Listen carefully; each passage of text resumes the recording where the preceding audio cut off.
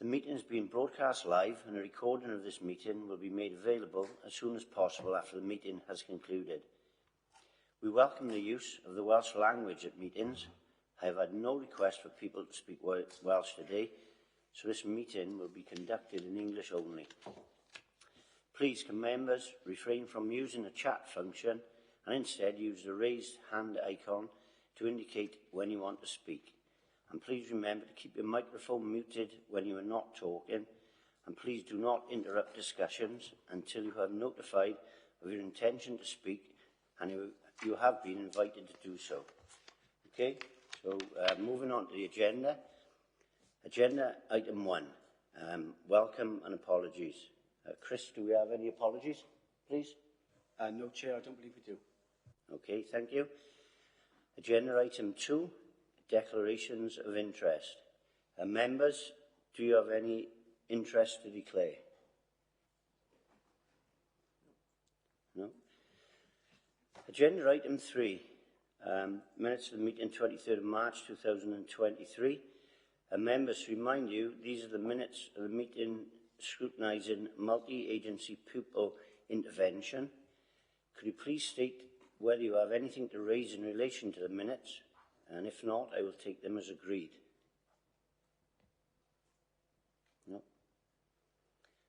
Agenda 4, item 4 is the action sheet. So, Rebecca, could you please run through the action sheet? Thank you, Chair. So there are 3 actions listed on the action sheet. The first 2 are still outstanding, but I will get that information to you as soon as it is available. And then the final action was the recommendations from the last committee, which you should have all received. So unless you have any questions on those or any feedback, I have nothing further to add. Thank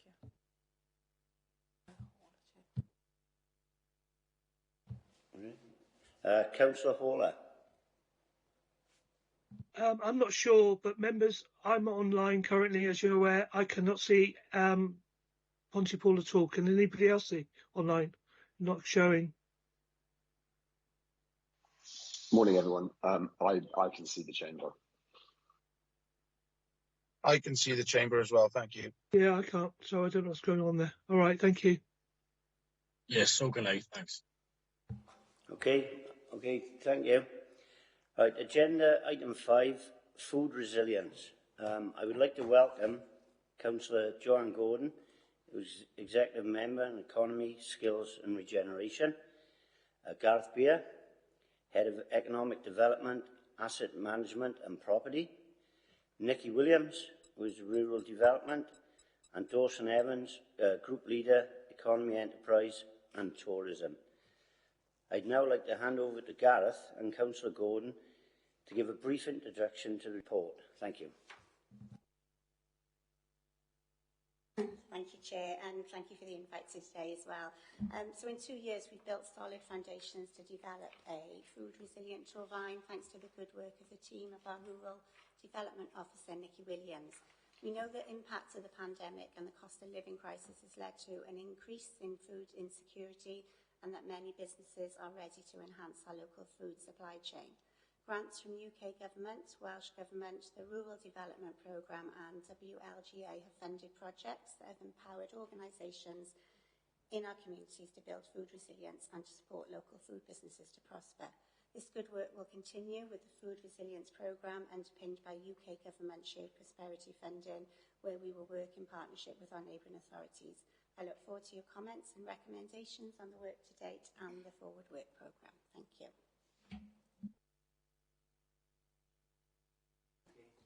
Okay, thank you. Thank you, Chair. Just a couple of words to Councillor Gordon's introduction. So, with the current cost of living crisis, access to good, sustainable, healthy, affordable food is now more essential than ever. The fact that the Prosperous Communities Overview and Scrutiny Committee is today spending time reviewing the Council's work within the food resilience area is therefore particularly timely. The report that's been provided to the committee aims to do a number of things, to highlight the key areas of need and concern, to evidence the research undertaken to date, looking at aspects of business, community and the supply chain network, to summarise the project work delivered to date, which Councillor Gordon has just kind of touched on, to highlight key areas of focus and development moving forward, and to set out the proposed actions, activities to achieve the Council's future objectives, to provide an update on the current situation with the UK Government's Shared Prosperity Fund and how it aligns with the food resilience work, and also to demonstrate the extensive partnership working that's been undertaken so far and is being built upon to support future activities. So just briefly, by way of summary, the main food-related projects delivered to date within Torvine are the Rural Development Programme funded Sustainable Food Place project, for which funding was secured in November 2021. The Community Renewal Fund pilot project through UK Government, which was called Food for Growth, funding secured in January 2022. And thirdly, the WLGA supported food poverty grant initiative, which funding was secured along a similar timeline. So against this background, the committee are asked to examine and review in relation to food resilience within Torvine the outputs of the research that's been undertaken to date, the effectiveness of the work that's been undertaken so far, the Shared Prosperity Fund project, and providing recommendations that will assist us in the development of the future work programme, and in particular to highlight any areas for potential improvement so we can ensure that the Council's food resilience activities are strategically aligned with other projects and priorities that are being rolled out across the Council. Thank you, Chair. Okay, thank you both. We now have a number of questions prepared, and whilst they're not specifically allocated, can I invite you all to contribute to responses as appropriate, please? So, if we go on to the questions, question number one is myself. How will the food resilience work contribute to the four themes of wellbeing, sustainability, connectivity and culture and heritage and 9 wellbeing objectives contained within our county plan?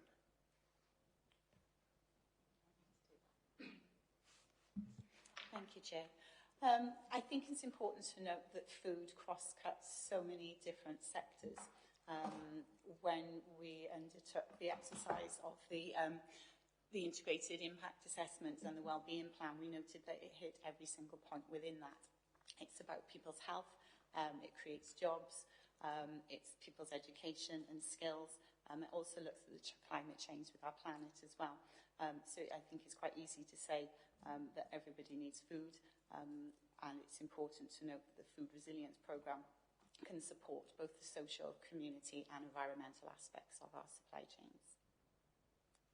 Thank you. Okay, thank you. All right. Question number 2, Councillor Caroline Price, please. Thank you, Chair. The resultant project aims to create a sustainable food place for Torvine through using the leader grassroots approach. Can you tell us a bit more about this leader grassroots approach? The leader grassroots approach was established through the European Union and the Rural Development Programme. That we in Torvine became eligible for the Rural Development Programme in 2007. LEADER is actually a French acronym for grassroots community engagement. So the process is about a bottom-up. It creates an evidence-based approach, which means that the needs of the local communities are sought first before any type of projects are developed. Thank you. Okay, happy with that, Caroline? Yes, thank you. Okay. Question number 3, and this is a question on the partnership approach. See, in April of this year, just gone, we applied to become, we applied a membership application. When will we know the outcome of the application, and what benefits will that bring? We heard back from Sustainable Food Places UK for the membership application last week, and I'm pleased to say that we've been successful. So we're now members of Sustainable Food Places UK. What that will bring is a host and wealth of information and teams across the whole of the UK that are looking at developing sustainable food places in their own regions. We meet quite regularly in person and via Teams. It just means it'll help us bridge the gaps in the information. We can share resources and skills and share best practice examples as well to help us along our journey. So is that a countrywide? It is a countrywide, yes. It's Wales, England and Scotland at the moment. Good. Thank you very much. Question number 4, Councillor Yule. Morning, everyone. So apologies in advance. I'm going to have to go about half past 11. So question number 4 is about the food governance and strategy, and specifically looking at the Torvine-wide, I'll say it again, the Torvine-wide food strategy. Could you talk us, please, a bit through the timescales? So actually what the timescale we're working to develop the strategy, what the markers are likely to be, and when we can expect it to be rolled out. Okay, so over the past 12 months, the Torvine Food Partnership, which is a multi-sectoral food partnership, has been working quite close together to develop a food charter with our good food principles. And they are our health, our community, our jobs, our future, and our education. So these 5 themes were based on quite a lot of research that we've done over the past sort of 2.5 years. They will form the basis of the themes within the food strategy.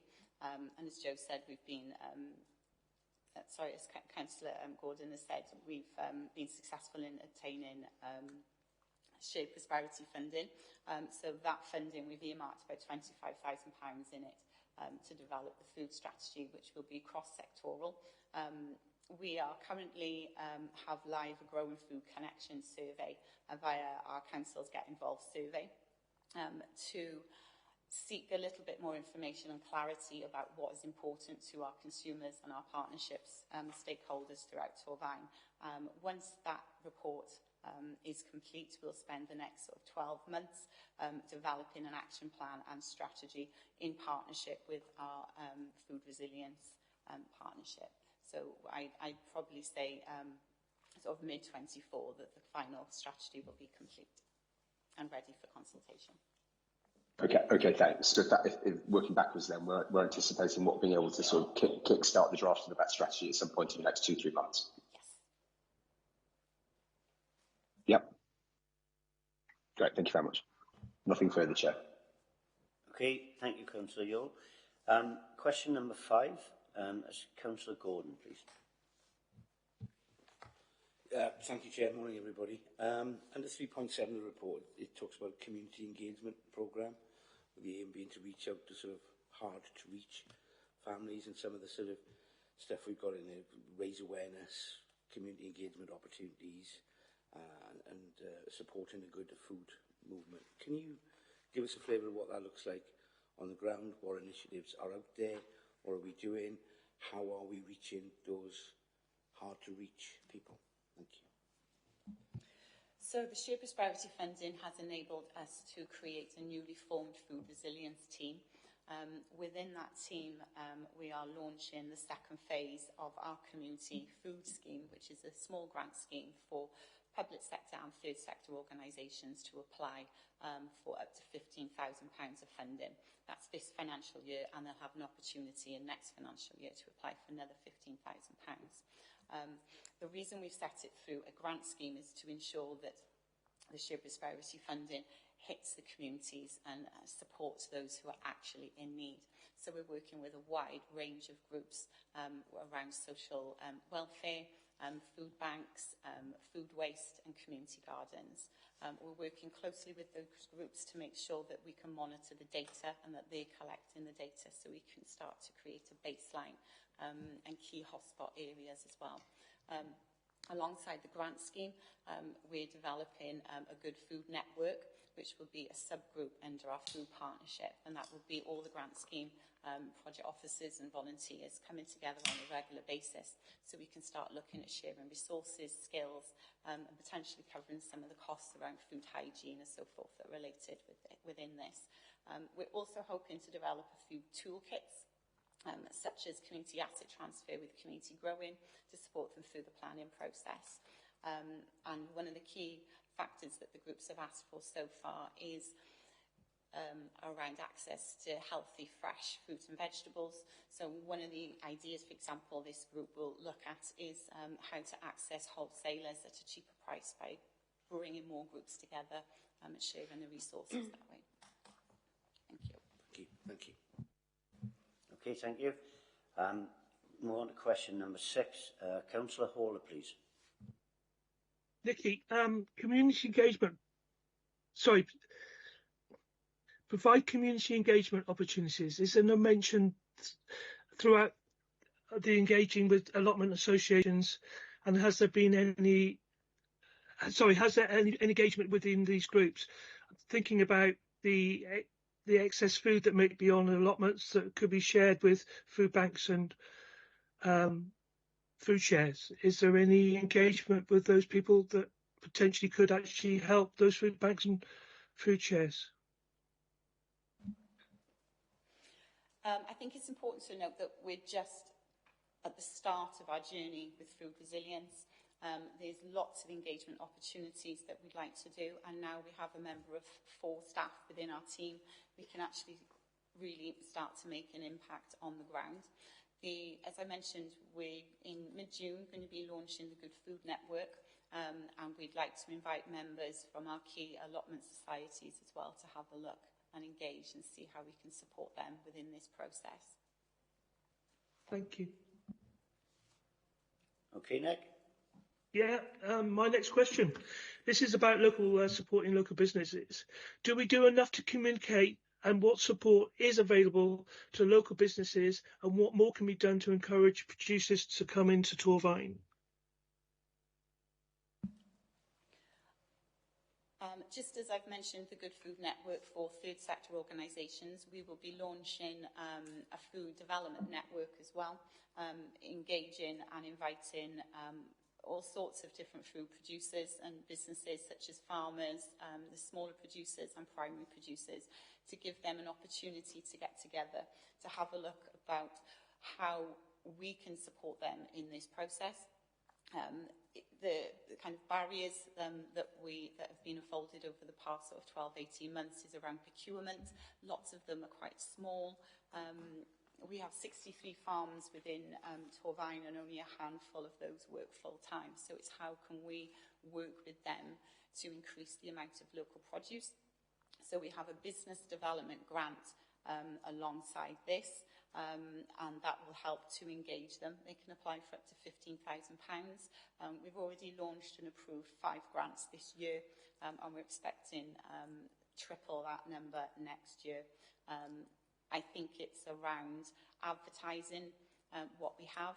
Through the Sustainable Food Places UK, we will have a website that is live where we can host a lot of information to support our producers, including a producer directory, and start to really get out there and tell people where they can access local food.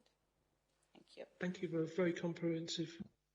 Can I just add to that as well? Nikki works very closely with the Torvine Business Direct Service as well. So all that, the beauty of that one point of contact is that the businesses will be worked with to access all the right support and stuff as well. So, and on top of that, our inward investment stuff will all be aimed at all kinds of businesses. So if a food producer wanted to come into Torvine, then we would give as much support to that as we could. One of the big issues around that is a lack of food standard industrial space, but we would help any business come here as well on top of what Nikki does. So being linked into the Economic Development Business Direct Service gives us more than one strand of accessing businesses to attract the kind of people that we want. So just to add that to the Nikki's programme as well. Thank you very much. Okay, yes, thank you very much for that. I just had one comment. I think just to add to what Nikki and Dawson have both said, I think from experience, businesses, whether they're food producing businesses or any other type of business, they've got their day job to do. So the whole thing around the way in which the kind of the grants and business support process is orchestrated is trying to make life as easy as possible for the business, which is why, as Nikki has said, in terms of the funding that's coming through from Shared Prosperity, having some additional resource in the team is going to be really helpful, because that allows us to do as much as we can to try and, say, help the businesses to kind of help themselves effectively. So just to add that. Okay, thank you very much for that. Question number 9, Councillor Simmons, please. Morning. Has the land-based study been completed? Do we now have a complete up-to-date picture to work from? The land-based study, I'd say, is complete. The final report has been produced, but I wouldn't say we have an up-to-date picture. The report was based on the results from the surveys that we received, and we know there are quite a few sort of third sector groups and also businesses that didn't necessarily provide or complete the survey. So I think the best way to look at it is this is a live document, and as the team engages both third sector groups and businesses, and we work internally with our council as well around asset management, we can identify a lot more opportunities going forward, such as the underutilised land owned by housing or the council, and then we can link those together with the community groups that we're working with to try and increase the amount of community food growing that we have within the borough. Thank you. Thank you. Sorry, Chair, can I ask a supplementary on that? Right.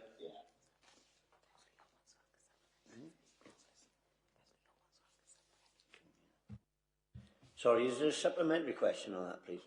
Yeah, if I may, Chair, it's just a quick question. So, would you be able to estimate then what kind of deficit situation are we in then with that land-based study? I mean, how much information do you think we're actually missing to give us a complete picture of where we currently are?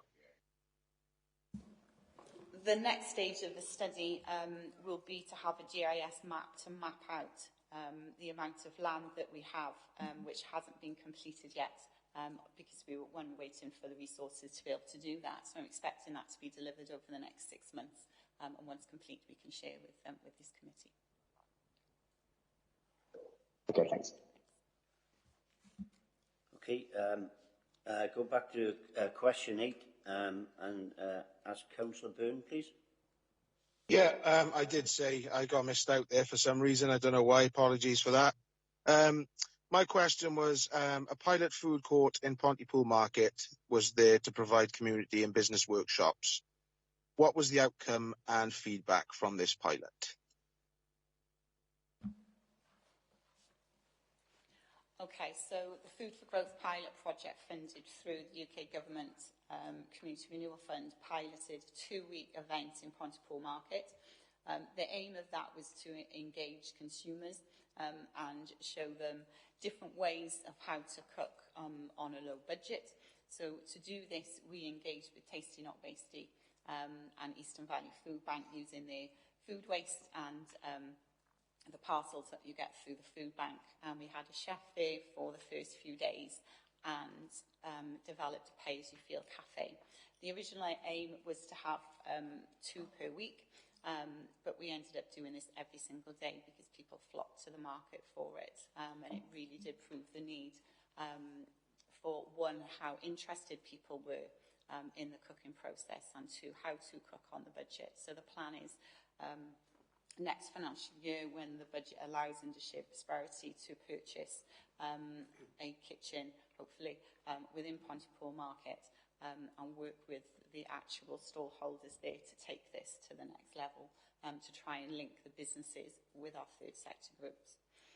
In terms of the economic development side of it, we held a number of information and training events, such as marketing, but the numbers for this were quite low, a lot lower than we expected, because obviously they were held through the day and people were busy working. So that's a lesson learned going forward. They did say that, you know, they would be quite happy to do it if the tools were available online, so they can fit it in around their day jobs. So that's something that will be taken forward in the future as well. Thank you. Okay, thank you. Thank you very much. Okay, Question number 10 now. Go back to Councillor Ewell, please. Yeah, back to me. And sorry for the noise in the background. I'm in my work office. So this is relating to paragraphs 3.10 and 3.11. So it's specifically looking at those the grants we've got from Welsh Government and the WLGA to help sustain third sector organisations to develop these sustainable methods of tackling food poverty. Do we know when this will? So I'll start again. Do we know when this initiative will come to an end, and/or how long the grants will be provided for? And do we have any contingency plans in place to cover these should the WLGA cease funding?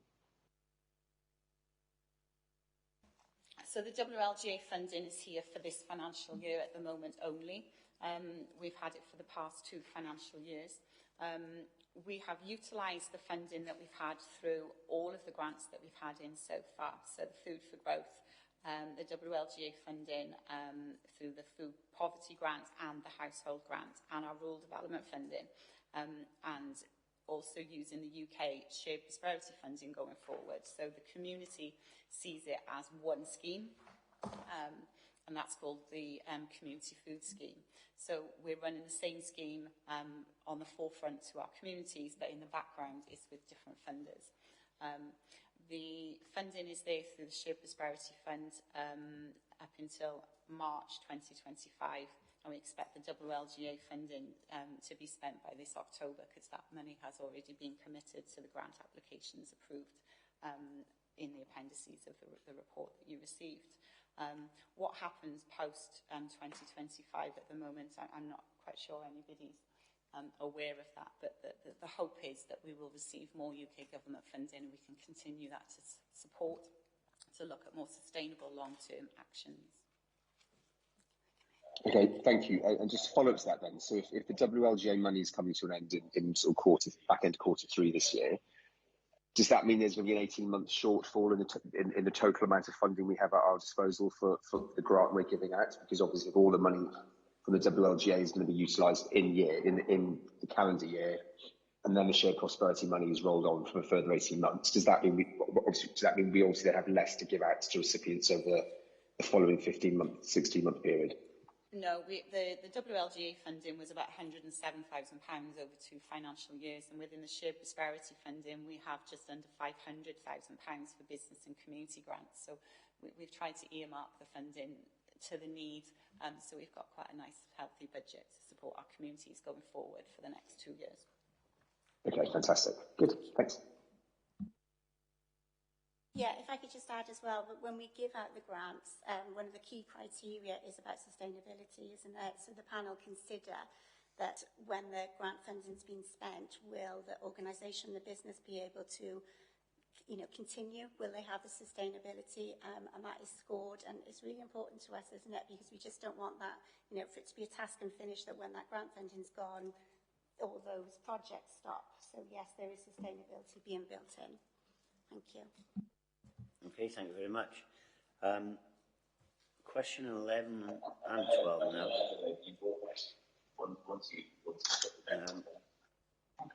Hello?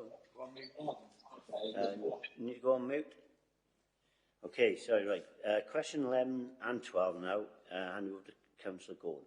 And probably question 13, Chair, because Councillor Cowles isn't here, so it's right-hand 13.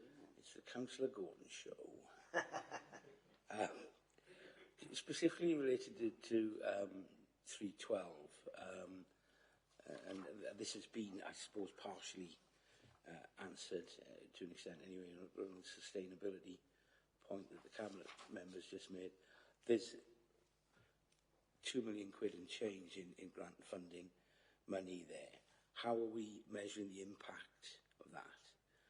What checks and balances have we got? And can we satisfy ourselves that those funders are getting, or that money is we're getting bang for our buck, value for money, basically? So as with any external funded grants, we have quite a rigorous monitoring and claims procedure. And the grant schemes are helping us to gather that data.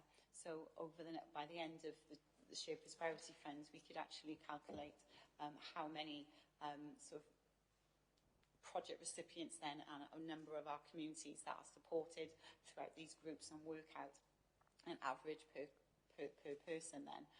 We haven't got that data at the moment, as I said, because we're new in this journey, and we will be ensuring that their data is collected over the next 2 years. The UK government funding, again, will require quite a lot of administration behind the scenes, and the grants and our grant monitoring officer within the team will support us within that process. The Shared Prosperity funding is a small pot of funding in there as well to employ an external consultant to do an evaluation of the project, which will be really rigorous, and that will show us what works, what doesn't work, and how we can improve the development for the next steps. Thanks very much. On 313, projects have been a great catalyst in paving the way to Torvine becoming a sustainable food place. We're helping to break the stigma of food poverty.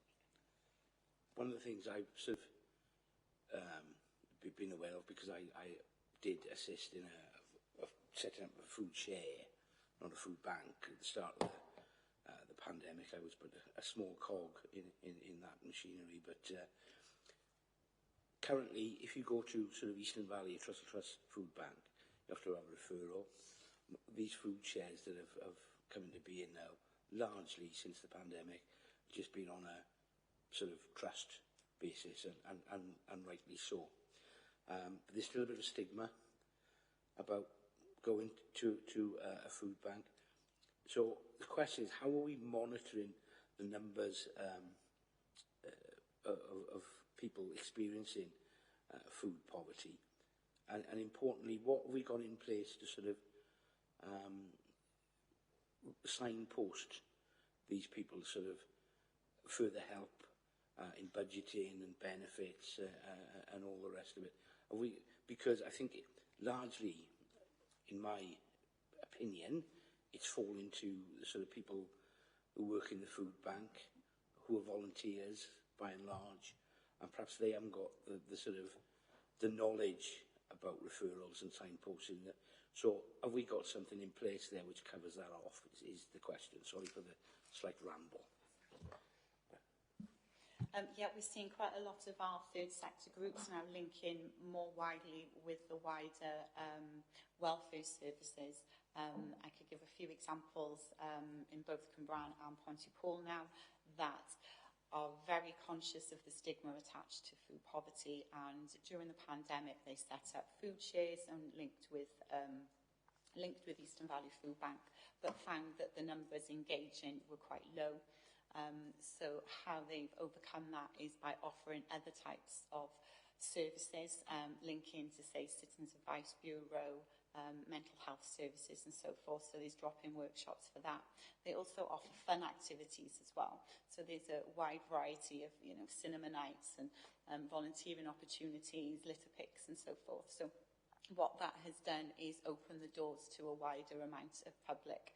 And the reason why people are walking into these venues then could be for anything. So it has started to reduce the amount of stigma attached to it. The issue around the data collection, we work really closely with Eastern Valley Food Bank. The manager there for Torvine sits on our Torvine Food Resilience Partnership. So we get data quite quickly. However, I think it's difficult with the data at the moment, as you mentioned, because we can monitor the data from the referrals, but it's a bit of a catch-22, by trying to rig the stigma of food poverty and opening it up to anyone. It's quite difficult then for those other groups that are open to anyone to actually monitor who are in food poverty. So I think at some point we need to have a look at how we can manage this data. So the grant schemes will enable us to engage those groups in doing that, and the food partnership together with the Good Food Network, we can bring those groups together to have a look at the best way of taking this forward. Thank you. Right, thank you very much on that. Question 13, Councillor Coles, please. I don't think... Thank you, Chair. He's there. 3.13 in the report says that consumer feedback to date has been positive. How are you seeking feedback and through what channels?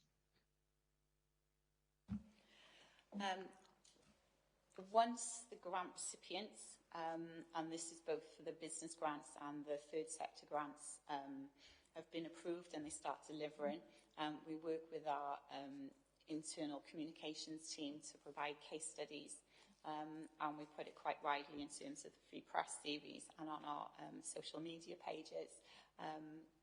And over the last sort of 12 months, we've probably had a dozen or so of these case studies shared. The feedback from that has been very, very positive. We haven't had one negative comment so far. And a few of the businesses, just to name a few, I guess, especially around the farmers, had over 300 likes and shares, which is very uncommon. So I think it's fair to say that the work to date has been quite supportive from our public. Thank you. Thanks, Chair. Okay, thank you. We want question 14. Councillor Yole, please. Thank you, Chair. So this relates to paragraph 4.2.1. So in addition to the known risk areas of deprivation across the county borough, a significant number of LSOAs fall into the medium-high risk. So overall, the majority of the borough, it appears, falls into the category of medium or above risk to food poverty. Are we confident that this is a realistic picture? And if so, are we working with sufficient priority and urgency on activities and actions to mitigate this risk? I think we need to trust the third sector groups that are delivering these projects. They are the expertise in engaging locally. And as I said, we work very closely with them to make sure that the funding that we receive as a council and wider hits the real needs of the communities that need it.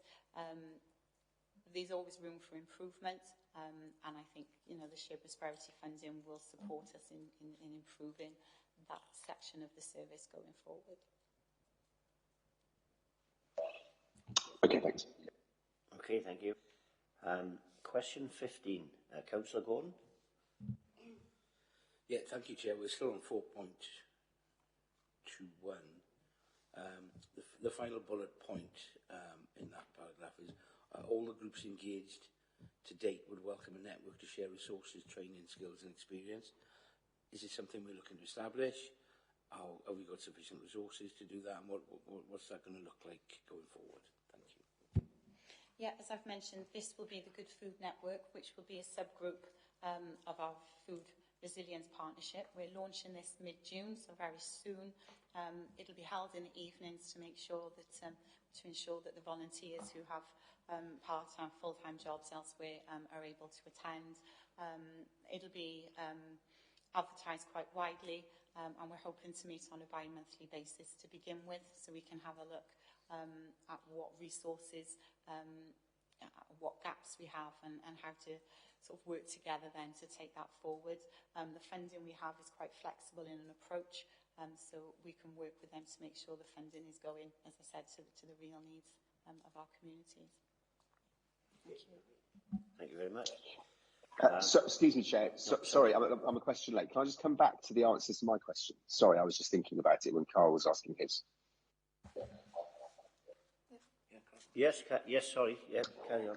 Right, sorry, and sorry for being a bit late on this. It's just going back to them, and it's not an answer for today necessarily, but are you able to go away and provide us potentially with what that gap is between, if we're estimating now that many parts of the borough are going to be in an at-risk group when it comes to sort of food poverty, food security issues, could you come back and give us what figure we think there is a gap between what that proportion looks like and actually what percentage proportion of the population we think are actually being helped by the third sector efforts across the borough? Because it would just be quite good if we could quantify that and work out actually what extra work we had to put in on a sort of partnership basis. Yeah, we are currently undertaking a grants monitoring exercise with the current 9 third sector groups that we're working with. We're collecting data from them, so that will cover the past 12 months in terms of numbers that they've engaged, and we're working with them to try and collect postcodes of those project participants that they've been supporting. Once that's completed, a report will be done so we can highlight the key hotspots areas and ensure that the funding is earmarked for that area. Okay, fantastic, thanks. Okay, thank you, Councillor Yeo. Question 16 then, Councillor Cole. Thank you, Chair. At 4.2.2, it says in the report, the results and recommendations from the research and piloted food poverty projects have identified the following key actions going forward. And what I wanted to ask is, have we designed a dedicated action plan to address these recommendations, and are there timescales and actions and specified officers and teams to take the actions forward? Have we got that plan in place yet? Thank you. Thank you. Yes, we'll be holding our next Food Resilient Partnership at the end of June, where we'll be taking a full report of the recommendations from all of those. It was 4 studies that it covered. So it was Food for Growth covered, rural skills and wellbeing centres, a green agricultural study and a land-based study. And we also commissioned, I think it was end of 2020, beginning of 21, a food mapping study of Torvine as well. So the food partnership across all the sectors will be looking at these recommendations, and that again will start to help form the food strategy going forward. Thank you very much. Thank you, Chair. Thank you. Okay, thank you. Questions 17 and 18, Councillor Gordon, please. Thank you, Chair. Yeah, related to 4.3 of the report, trying to sort of look at national retailers, supermarkets, whatever. I mean, obviously they're bound to an extent by sort of pricing regimes and all the rest of it. But do we have any sort of inroads or links with them to work with them to improve local food resilience? Quite a number of the third sector and community groups are working with our local shops and supermarkets at the moment to access the food waste and redistribute it within our communities. There are quite a few concerns around this in terms of how we ensure that food waste goes to the people who need it, and I think this is something that the Good Food Network will help support, is to ensure that that food is distributed equally, not just between the community but between the groups who are distributing it in the first place. And I do think there's some work as a council that we need to start developing closer working relationships with the key supermarkets going forward as well, to ensure that, you know, that food waste from Torvine goes to the people of Torvine. Thank you. Just sort of thinking of aloud really as a supplementary, is there any links between kind of local producers, farms, allotments and the bigger supermarkets, and whether we could sort of start getting our miles down, or our food miles down, by encouraging supermarkets to use local producers, agriculture? Just a thought, I don't know whether we're promoting that or not. That's the plan. There are, as I said, there's 63 farms within Torvine and only a small handful of full-time working farms, and even I think there's 3 that sell direct to supermarkets, and that's more Newport, Riskaway. So there's definitely some room for us to support that process going forward. The issue we have with that is procurement is quite a slippery slope, I guess, in terms of, you know, can we match the demand or the supply with the demand, and currently we can't. So what we'd like to do through our business network is link across the region. So the shared prosperity funding, I should mention that each of the Gwent 5 local authorities have this programme within their local authorities as well. We're going to be setting up a Gwent project board to have a look at procurement. Torvine will never be a sustainable food place in its own right, we understand that we haven't got enough land or producers, but so are all the other Gwent local authorities. So we do need to look at it regionally. And the aim is to start looking at the potential for formal cooperatives, farming cooperatives, linking together the meat, dairy, poultry and so forth. And we can start to link them into the supermarkets and the hospitality sector and support the procurement process with them going forward. Thank you. That's good to hear, thank you. And it's me again, Chair. Thank you. I'm on 4.36 now, making food skills and education a core part of the curriculum in local schools. Schools provide education, that's their job, and it'd be good to start educating younger people about food. What are we doing on this? Because I'm intrigued by the sort of food court in Pontypool where there were cooking demonstrations and all the rest of it. What are we doing in schools, if anything, about fresh produce and seasonality and cooking advice and all the rest of it? Because if we teach people young enough, they sort of grow up with that thing, and hopefully we'll have less takeaways. Thank you. Thank you. So the food resilience team will be working really closely with schools. We have given out a number of small grants to a variety of schools over the past 2 financial years. We'd like to widen that out and set up a third subgroup of our food resilience partnership, which would be a schools network, where we can provide some case studies of those schools already engaged and how well, and make best practice examples of that. Welsh Government have supported a number of schools across Wales over the past 12-18 months as well by launching a programme called Big Box Bold, where they supported funding for the infrastructure. What we're finding is the schools haven't necessarily got the time or the skills to take this forward, hence why we'd like to bring them together, and potentially there's some funding there to support maybe an officer or some support going forward to coordinate that across Torfaen.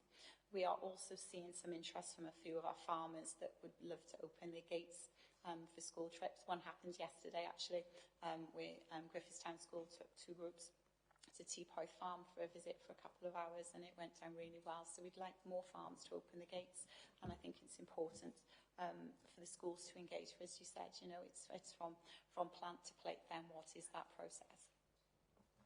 Excellent. Thanks very much. Okay, thank you. Question number 19, back to Councillor Yall, please. Thank you, Chair. And actually, you might have Carl might have gazumped this question to a certain extent, because I want to bring you back to the issue of the a greater Gwent-wide food framework. So back to on paragraph 4.42. Obviously, most of or all of the actions set out in the report explicitly talk about how we're going to deliver food resilience in Torfaen. But could you talk us in a bit more detail about what plans there are to work in the partnership across Gwent? And I guess the genesis of this question was coming from, as we've only got 63 farms in Torfaen, literally we're next door to Monmouthshire. And I guess we just wanted a bit of reassurance that we weren't not talking to farmers and producers in Monmouthshire because they were the other side of a largely imaginary boundary for most people, instead of actually being within the limits of Torfaen County Borough itself. Yes, thank you. I think we have a history of a bit of a postcode lottery and issues around borders when it comes to agriculture. Lots of our farmers are cross-border. So we have quite a few, obviously, within Torfaen that cross borders, Blaenau, Caerphilly, and Monmouthshire. We have an officer similar to myself in each of those local authorities who have worked together for quite a number of years through the Rural Development Programme. Those relationships will stay and will form the basis of this Gwent-wide project board for food resilience. Each of the Gwent local authorities have received support not just through the Shared Prosperity Fund but through Welsh Government as well to develop a food partnership. So the key areas and the officers and the chairs of those food partnerships will meet on a frequent basis to start pulling together some actions going forward and gaining some key advice from senior officials in, say, procurement, asset management and planning to try and break down those barriers for our local producers. Okay, thank you. Okay, thank you. Question 20. Councillor Haller, please.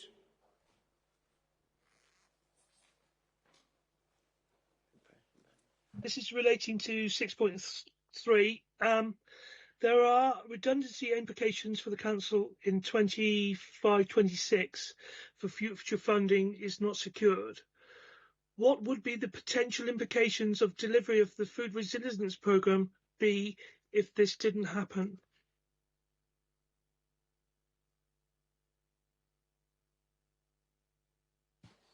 Yeah, thanks. So yeah, the reference to redundancy implications, I think, is kind of almost standard wording. The government funding, we have to work on the basis that there's no guarantee that there'll be a future round of funding, although the expectation and hope certainly would be that there would be further funds to come through.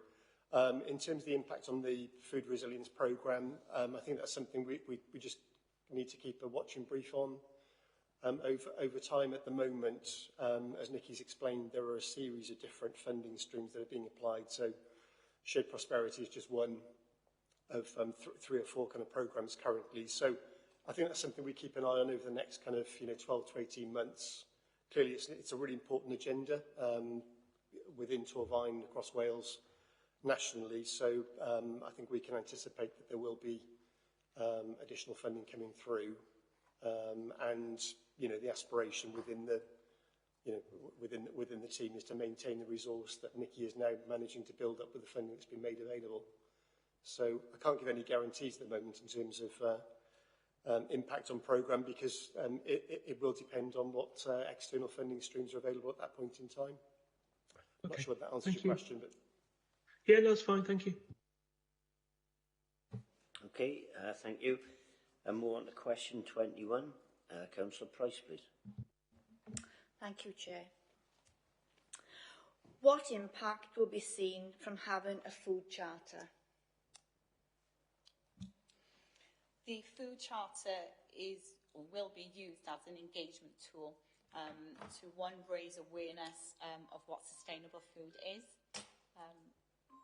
Sorry, that's yeah, to, one, raise awareness of what sustainable food is, and 2, support people in making a pledge towards themselves, taking responsibilities for the things that they can do.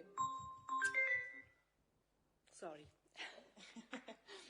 So, as I said, the food charter is around our health, our communities, our jobs, our future, and our education, and it is around raising awareness for what everyone can do.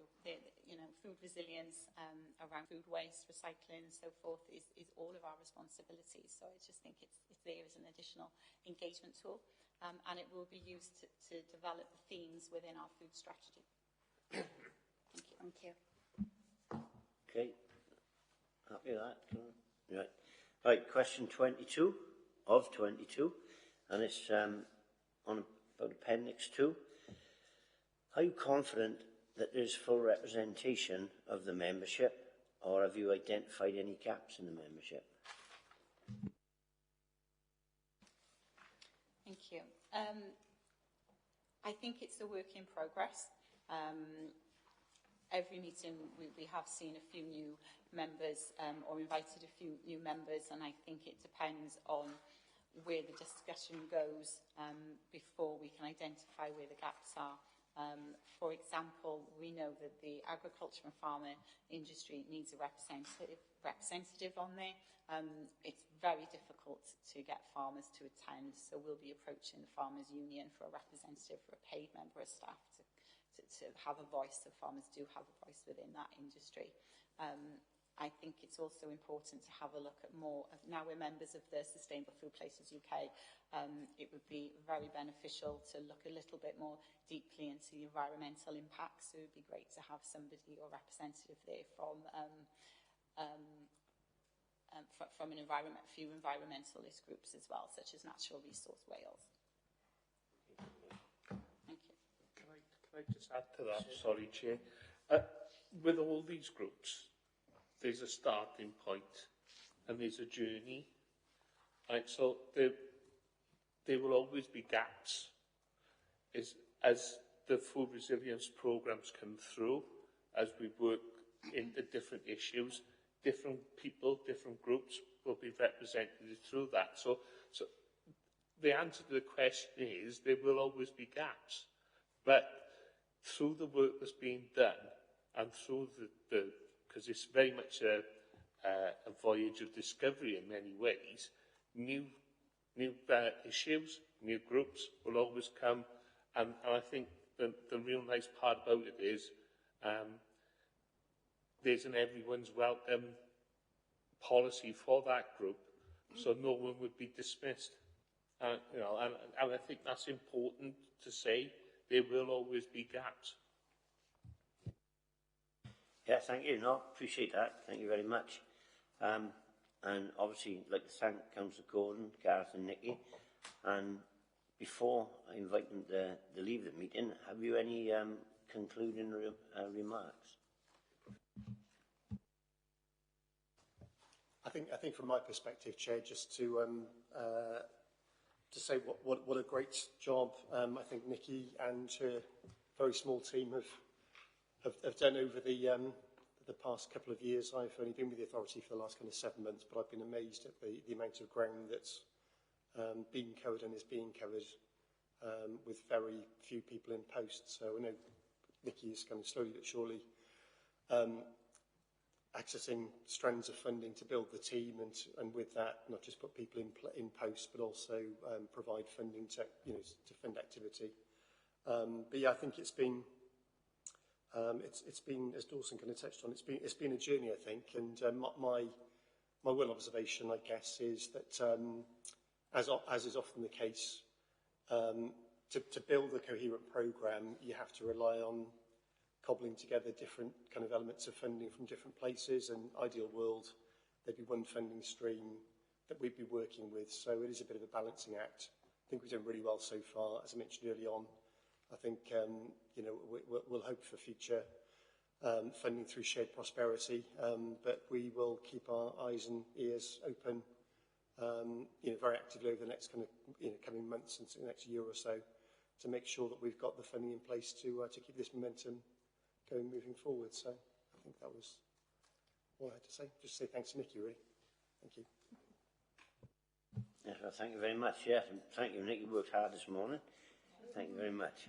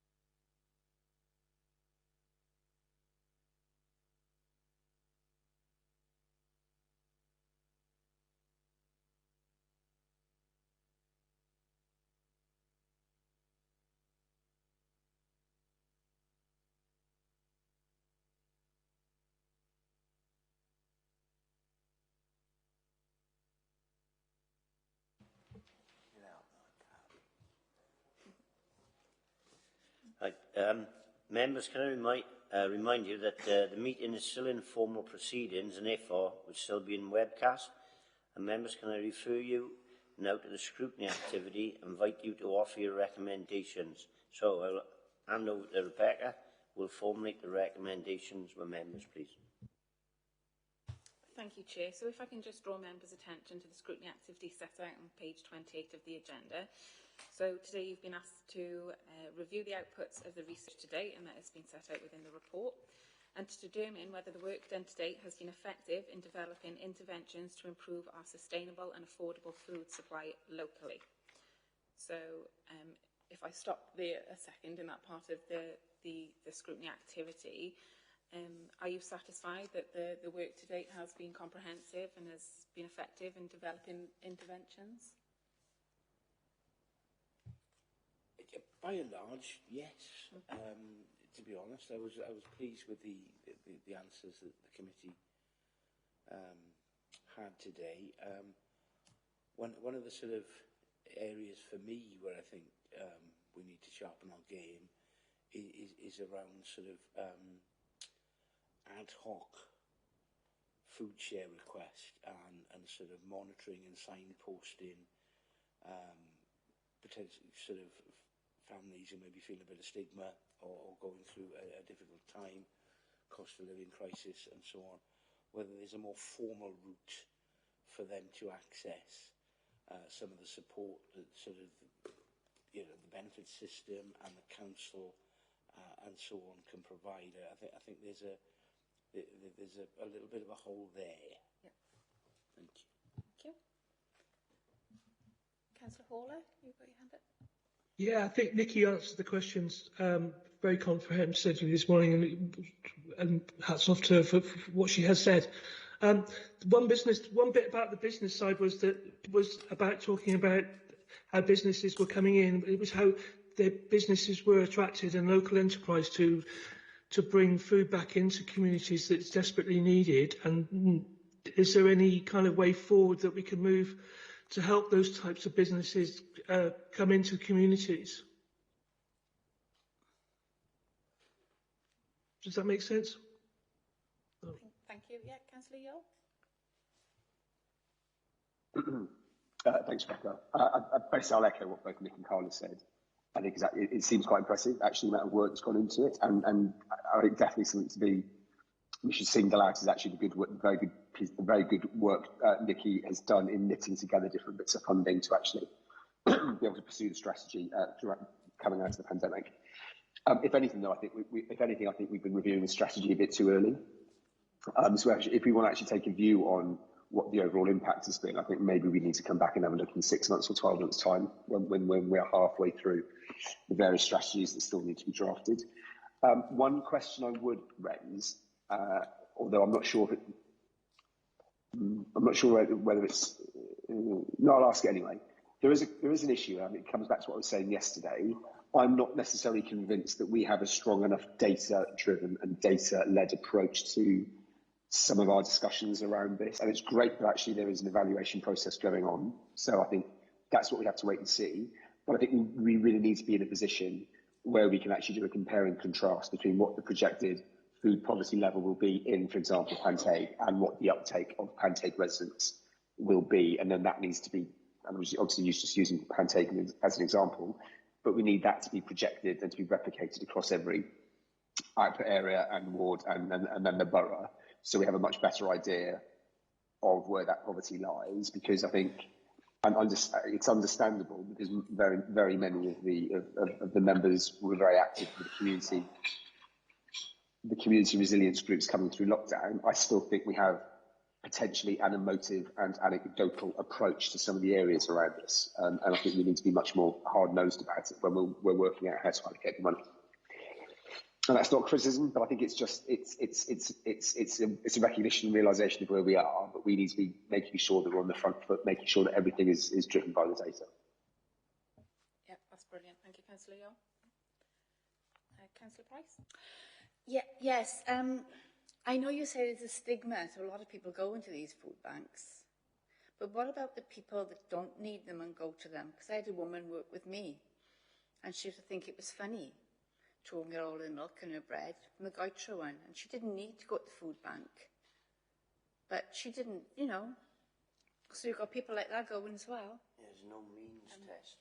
Yeah, sorry, if I just come in quickly there. So I think that goes back to Councillor Gordon's point about better monitoring and support for those that are accessing it. So we'll cover that off in that recommendation. Thank you.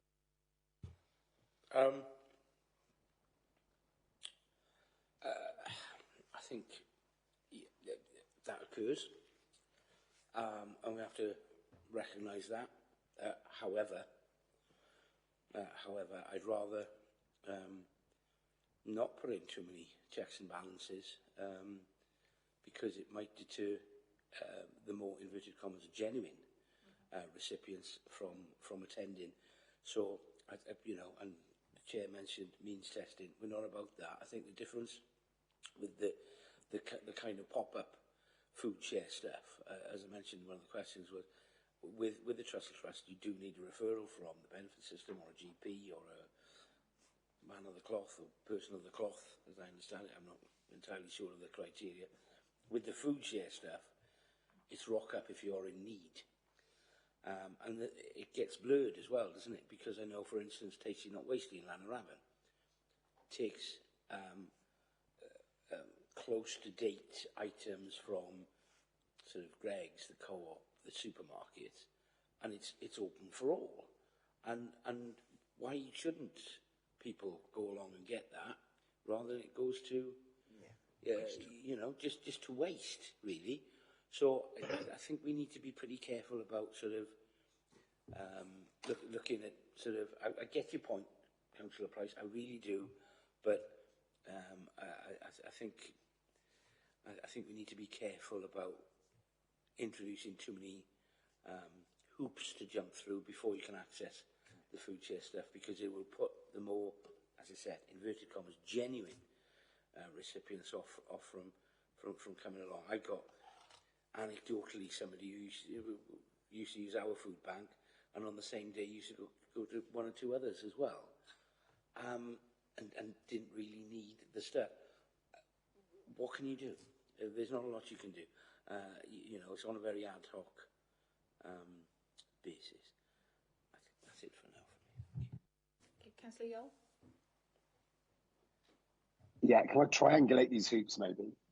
If that sounds dodgy actually. But there's an issue here. I agree with Carl. I don't think we can be setting in too many means testing everything. But I think there is definitely something about what the authority can do to work with third sector organisations and others in terms of both communications and behavioural change. So actually, I think it might be worth us going down the route of actually coming together with comms that's a bit more strategic, with messaging about asking people, do they need to come here? Which is it's better than saying you can't come, but it's basically coming to that point we might have to get to with the bins, where we're actually trying to embarrass. There is an element around the edges. We are embarrassing people who might be taking the piss, to try and deter them from doing it in a systematic manner. But that we can wrap that up more into actually what is the comms around the education and actually ensuring people, ensuring that we encourage the best use of the services by those people who need it the most.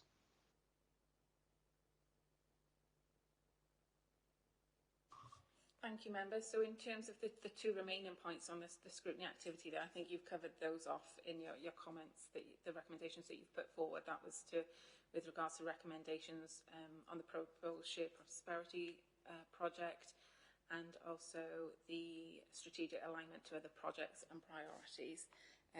So those recommendations, I think, feed in from the recommendations that you've put forward. The second part to it then, you have been asked as a committee, specifically requested to offer support to the development and implementation of the Food Resilience Programme, and also to endorse the Torvine Food Charter. So can I take it from your comments and the questions that you've raised today that you do endorse that food charter and you are welcome of that implementation of the Food Resilience Programme? Yes. Yes. Yes. Yes, but also, what can we do to sort of add a bit of challenge to the officers so this doesn't just end up being another PDF on the website that nobody looks at, and actually how can we ensure that we get sort of communities and across the public and private and the social sectors to actually come together to make it a reality? Because let's be honest, we all sign off like thousands of these across the year. I think we just need to be sure it lives and breathes and not just sits there. Thank you, Councillor. I will add that in as commentary at the bottom of the recommendations. But just to come back to a point you made earlier, with regards to the strategy, and they said that it's a 12 months yet, and you obviously said you didn't want to lose sight of that. So just to remind you, that is within your gift as a committee, and I would suggest that, as they said, it's going to be 12 months before they have a draft at that. Although you've got vision in this summer, it might be better for you to consider that in your basket of items next year to then look at in that year ahead, for you to come back and look at the strategy that they've developed and then the further findings that they've got from the data that they're still receiving. I mean, agreed. I mean, if I can we possibly put a marker down to potentially look at it again in Q1, either in Q1 or Q2 next year? Because that way, then it should be it should definitely be more than halfway through the process. Thank you, Councillor Yole. I will add that in as commentary at the bottom of the recommendations. But just to come back to a point you made earlier, with regards to the strategy, and they said that it's a 12 months yet, and you obviously said you didn't want to lose sight of that. So just to remind you, that is within your gift as a committee, and I would suggest that, as they said, it's going to be 12 months before they have a draft at that. Although you've got vision in this summer, it might be better for you to consider that in your basket of items next year to then look at in that year ahead, for you to further findings that they've got from the data that they've developed and then the further findings that they've got from the data that they're still receiving. I mean, agreed. I mean, if I can we possibly put a marker down to potentially look at it again in Q1, either in Q1 or Q2 next year? Because that way, then it should be and give them advance notice of that as well. So at least then they have that the active conversations. So the kind of data and the insight we'd be looking for, we can actually potentially shape that with them as they're rolling the project out, instead of it being a bit of a hair-raising expedition at the beginning of next year. Yeah, absolutely, and it's always best for scrutiny to get in there while it's being developed rather than after the event, so you can have your input into that.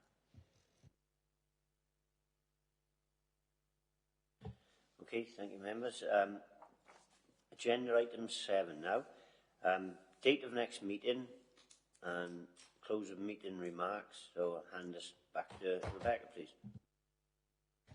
Thank you, Chair. So this is the last scrutiny meeting for this year's cycle of Prosperous Committees meetings.